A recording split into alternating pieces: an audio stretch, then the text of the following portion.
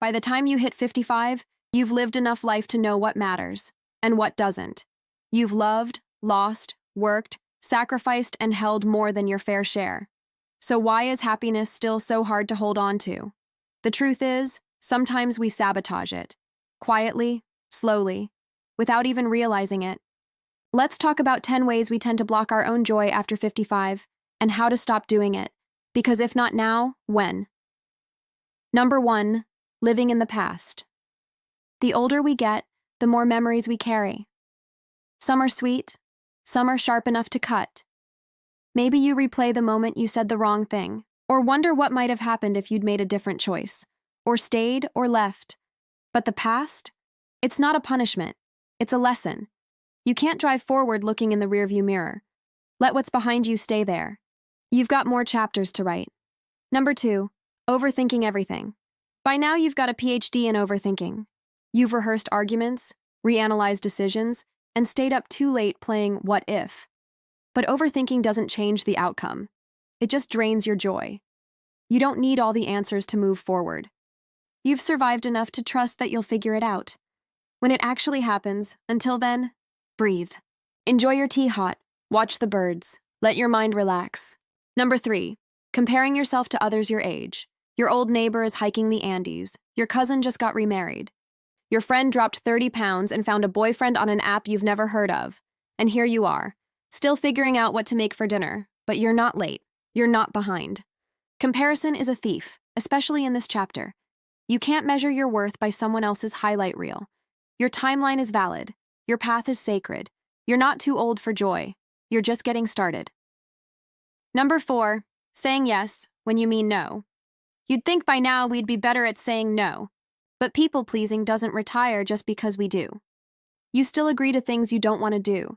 You still keep quiet to keep the peace. But every time you say yes to someone else at your own expense, you say no to your peace, your energy, your time. Boundaries aren't rude, they're mature. If not now, when will you finally choose yourself? 5, ignoring self-care. Because you're too old for that stuff. Let's be honest. We've been told that certain things are for younger people. Skincare, yoga, rest. But listen, self-care isn't vanity, it's sanity.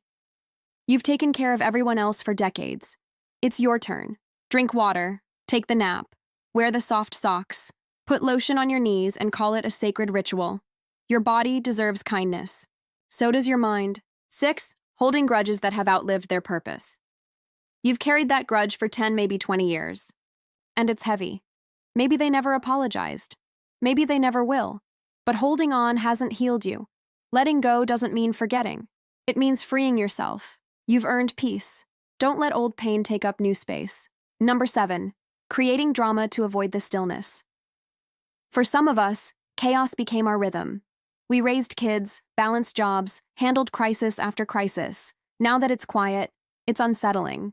So we stir the pot. We pick at old wounds. We invent problems. But peace isn't boring. It's unfamiliar, because you've rarely had it. Don't mistake calm for emptiness. Sometimes silence is where your next chapter begins. Number 8, believing you're too old to change. Here's a lie we've heard way too often. You can't teach an old dog new tricks. Well, good thing you're not a dog. And even if you were, you still got bite left in you. You can still fall in love, learn Spanish, move across the country, start a YouTube channel. There's no expiration date on becoming more yourself. You're not done growing unless you decide to be. 9, talking down to yourself. That inner voice, one that says, you should have known better, or you're too much, or not enough. It's been with you too long. Would you talk to your grandchild like that? Or let anyone speak to your best friend that way? You don't owe your younger self perfection. You owe them protection, from shame, from regret, from that voice in your head. Start speaking kindly to yourself. You're still becoming. Number 10, waiting for the perfect moment. I'll travel once I lose the weight. I'll relax once the house is clean. I'll be happy once everything is under control.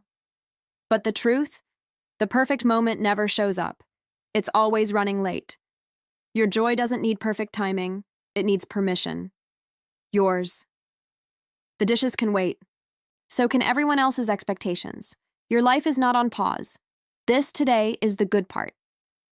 We've been trained to tie our worth to productivity. If we're not doing something, we feel useless. Retirement doesn't change that overnight. But hear this. You don't need to earn your rest. You don't need to justify your joy. You've already done enough. Now is the time to be, not just do. Watch the clouds. Read the same book twice. Take up something just because it makes you smile. That's not wasting time. That's reclaiming it. Happiness after 55 isn't about chasing something new. It's about unlearning what never served you. Let go of what no longer fits. Make peace with who you've been, and give the current version of you a little grace. Because you've earned more than survival. You've earned beauty, ease, rest, and joy. So if you needed a sign, this is it. Be bold enough to forgive, be soft enough to receive, and wise enough to know you are allowed to be happy. Not tomorrow, not someday, now. If you resonated with any part of this video, leave a me too in the comments, because you're not alone.